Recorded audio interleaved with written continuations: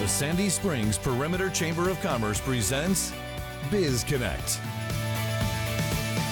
Hello everyone, welcome into another episode of BizConnect, sponsored by the Sandy Springs Perimeter Chamber. I'm Joe Gumm alongside Dean J. Fusto. He is the president and head of Brandon Hall School. And Dean, it is a pleasure to be on campus. I'm honored to be here. Thank you for having me. And it is a big campus, and we appreciate you taking the time to join us today. What a beautiful campus. When you drive through the entrance, I almost felt like we were on property of an Ivy League school, a huge campus.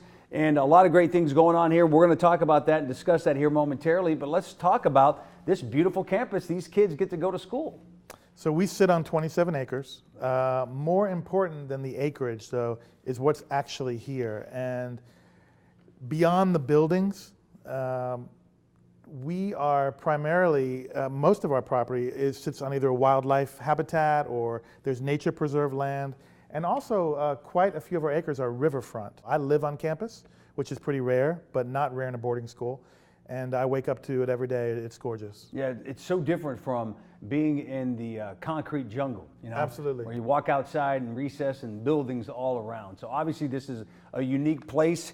All right, so let's talk about Brandon Hall. It's been around since 1959, and obviously throughout the years there have been some changes. Discuss some of those changes. Well, you're right. We were founded in 1959.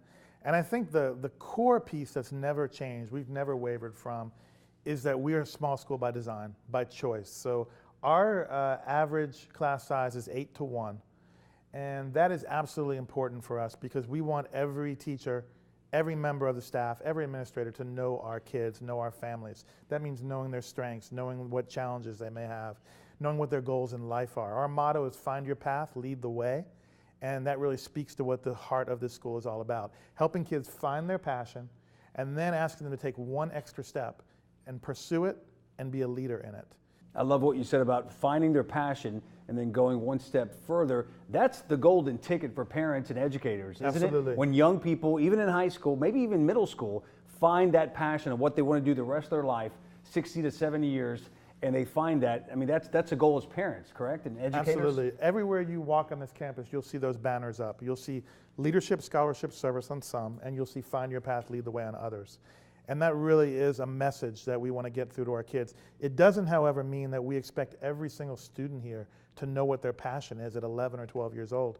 But you'd be surprised. There are kids who know what they want to do, what they want to be, and it's our job to help them. Yeah, no doubt about that. And it's fun to watch those kids who know at that level, Absolutely. Hey, I know what I want to do. You know, track them 5 to 10 years down the line, and they're doing exactly what they wanted to do. So let's talk about education here. You guys provide, Brandon Hall provides education to students 6th through 12th grades. How does the school's mission and vision implement its curricula to accommodate the diverse student population you guys have?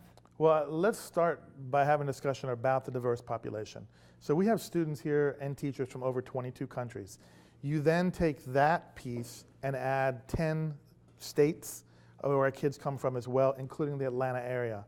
So it's just an amazing mix of students who every day are in academic classroom settings together, are at lunch together, are on the athletic teams together, clubs together, doing service learning together.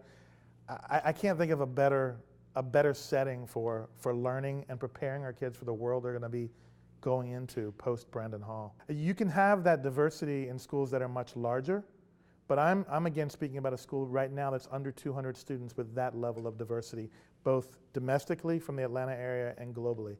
And that's just a powerful thing.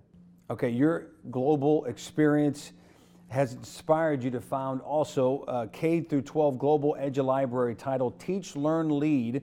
And you can go to the website teachlearnlead.org, which promotes teacher professional development and provides access to educational designs and research.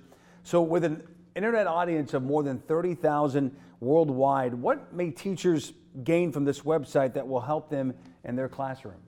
First of all, I really believe if you're going to use words like lifelong learning, you need to walk the walk. So in 2014, when I founded teachlearnlead.org, it first was about me wanting to have one central location where I can go and have all the educational resources at my fingertips. It evolved into something I recognized there was a hunger out there, the same hunger I had. So many teachers who are so busy every day don't have the time to do that research. I started to compile and then share out. And what I learned is, as I started to utilize 4 different social media platforms, teachlearnlead.org just continued to grow and grow.